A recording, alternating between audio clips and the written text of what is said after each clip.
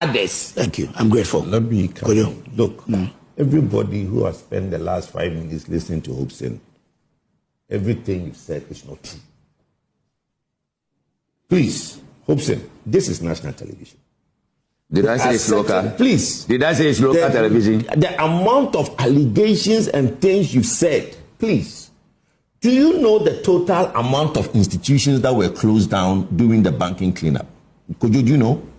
Do you know the total amount of institutions that were closed down during the banking cleanup? I'm talking about banks. I'm not talking about institutions that were closed. I'm talking about banks. Banks included. 420. It was 380. 420 institutions were closed down during the banking cleanup. Let me give the categories.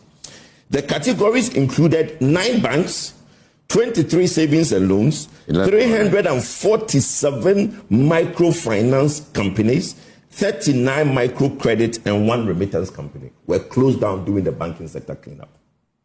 Look, let me not bore our audience and let's go straight to Bank Indum, GN Bank. You make it sound as if it was because of somebody's diabolical nature that is why GN Bank was closed. Excellent. Kojo, if you know workers of GN Bank, call them. GN Bank couldn't pay salaries at a point. Because GN Bank, if you give a check, you issue a check, they couldn't honor the check. Why are we making it look like GN Bank was such a healthy bank and somebody closed it down? Look, when you are running the bank, there is something called capital adequacy ratio. Your capital adequacy ratio is how much capital you have as compared to how much unimpaired loans you can have. There are strict regulations from Bank of Ghana on this. For somebody to sit on national television and say that Group Indum was owed so much money and because of that, this, if they are paid the money.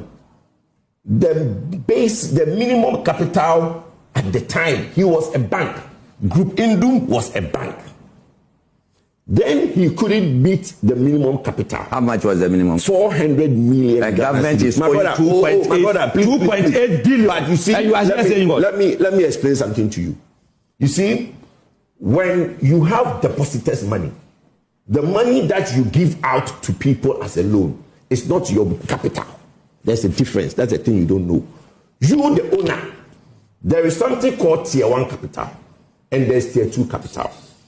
Depositors' money, people's money in your bank is what you give it out as loans.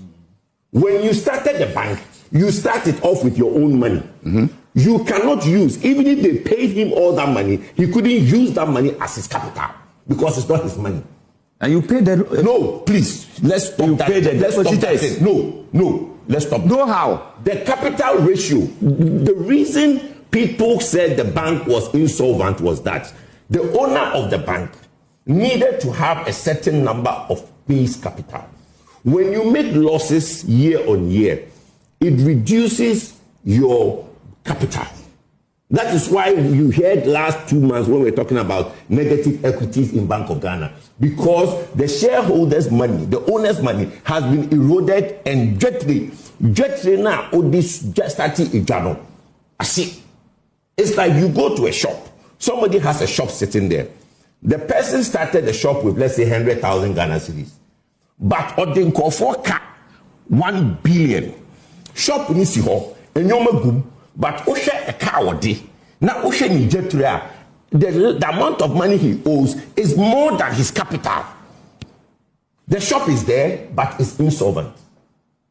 Let's educate Ghanaians, Hopeson, please. You see, let me learn, please, stop that. When you say that somebody owed Group Indum, nobody is denying that. But what the Bank of Ghana was looking at, Bank of Ghana was looking at his capital. When your capital is low, he was reduced from a bank to a savings and loans. When Group Indum now became a savings and loans, at the time, the minimum capital needed was 15 million Ghana cedis. And even that, he didn't have as minimum capital.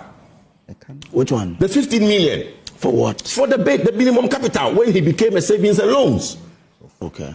You understand? So today, somebody is saying that the appeal court has now given back his license. Under what condition?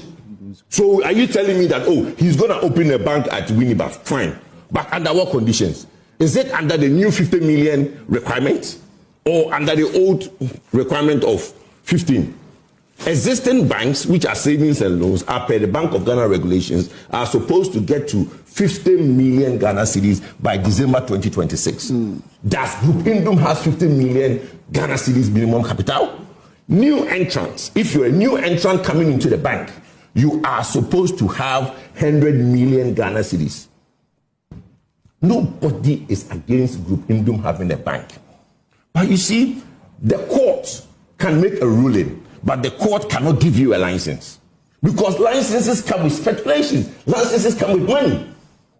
Group Indum today cannot be giving back his license under the old 50 million Ghana cedis. He has to come in with 50 million Ghana cedis.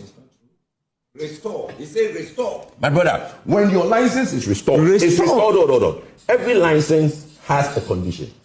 Your license He has says already that, paid. oh, my brother, he's paid what? Huh? The minimum capital you need. His argument is that when he was brought to savings and loan,